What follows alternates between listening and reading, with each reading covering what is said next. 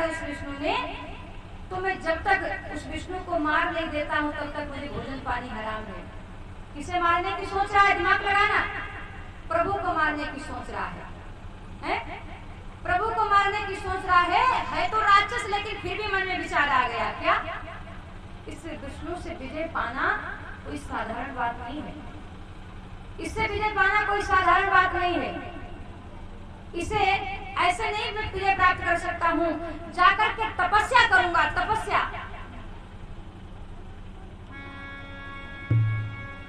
और जाकर के जंगल में पहुंच गया तपस्या करने के लिए, तप करने के लिए।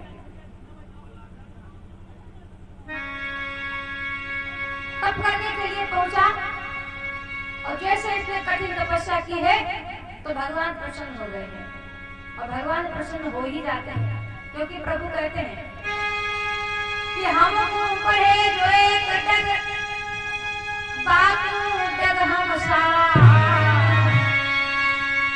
हमको हटे जो एक डग तो हम लोहे। भगवान कहते हैं भक्तों से भक्त, जब तुम्हें संसार में कोई सहारा ना दे तो एक बार मेरे गले लग करके रोना, मेरे पास में आना।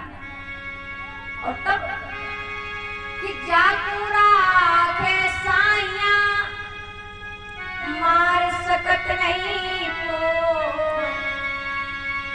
पार बाता करी सके चाहे जग में हो। पूरा संसार तुम्हारा बैरी बन जाए, लेकिन प्रभु की अगर तुम्हारे ऊपर कृपा है, भगवान की कृपा है, तो कोई बाल वांका नहीं कर सकता है। इसलिए दुनिया वालों से मत डरो। दुनिया के लोग सिवाय दुख के अलावा तुम्हें कुछ नहीं दे सकते। दुनिया वालों से मत डरो। अगर डरना है तो भगवान से डरो, और भगवान से अगर डर गए तो दुनिया वालों से डरना ही नहीं है।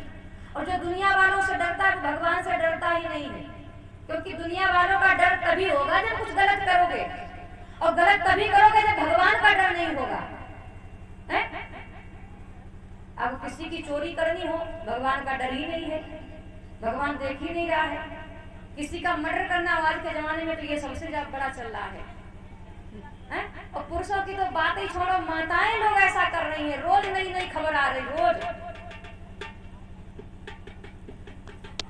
सारा पुरुष समाज डरा हुआ है, विवाह करने से ही सब डरने लगे हैं।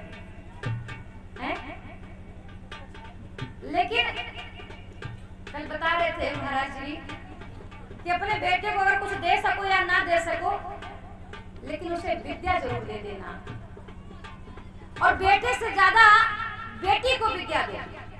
बेटे को भले ही कम विद्या दो, लेकिन बेटी को ज्यादा विद्या दो, क्योंकि बेटी इस संसार में सबसे ज्यादा सताई गई है।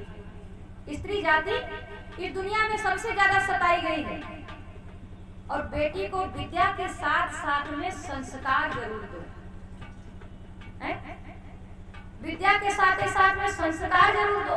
संस्कार, क्योंकि विचार भले ही नए अच्छे हों, विचार भले ही नए अच्छे हों, लेकिन संस्कार आज भी पुराने ही अच्छे हैं। और अगर नए विचारों में जियोगे, पुराने संस्कारों में जियोगे, तो कल्याण होने से कोई रोक नहीं सकता है।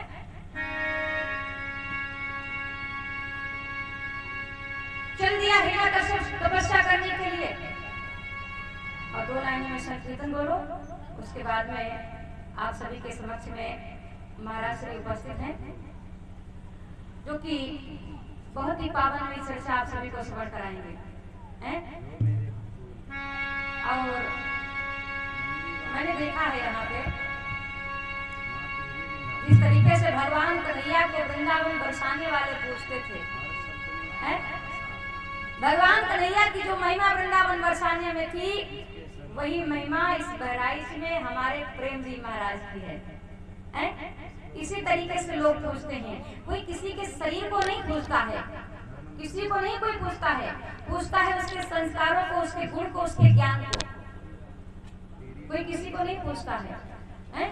मैंने देखा है यहाँ के लोग बड़े ही अच्छे संस्कारों वाले हैं, बड़ी ही मान सम्मान से सभी भक्त यहाँ से मिलते हैं। जैसे कि ऐसा लगता है इस क्षेत्र में इस धरातल पर, बहराइच के धरातल पर आकर के ऐसा लगता है कि मानो सतयुग, द्वापर, त्रेता अभी भी यहाँ पर विराजमान है। सत्य बोल रहे हैं, व्यासपीठ पर बैठे हैं, लेकिन फिर भी ऐसा नजर आता है कि मानो यहाँ पर अभी सतयुग, द्वापर, त्रेता यही सारे युग चल रहे हैं। आइए, और मैं तो चाहती हूँ इसी तरीके से भगवान अपनी कृपा बनाए रखें, इसी तरीके से संस्कार आप लोगों के अंदर कूट कूट के भरते रहें। और क्यों ना भरते रहेंगे, क्योंकि बिन सत्संग विवेक न होए। कथा भागवत तो होती रहती, सत्संग तो होता ही रहता, बिन सत्संग विवेक न होए। दूसरी बात कि प्रथम भक्ति संतन कर संगा। और बहराइच के लोग संगत किसकी करते हैं? प्रेम जी महाराज की हैं? संत भगवान की संगत करते हैं, तो प्रथम भक्ति संतन कर संगा। और दूसरा रत्नम कथा प्रसंगा, तो संत भी हैं, आप लोग संत की भी संगत करते हैं और कथा प्रसंगा। बड़ी सुंदर बात है, दोनों ही चीजें एक ही व्यक्ति में मिल गई। बोलिए गोविंद भगवान की, बोलो सच्चे दरबार की। एक बार बड़े भाव से सभी लोग संकीर्तन बोले, उसके बाद में आगे कथा प्रसंग को सुनेंगे। कि प्रभु जी मेरी बीच भंवर में, सभी लोग बोलो, हो प्रभु जी मेरी बीच भंवर में, और पार लगा दो मेरी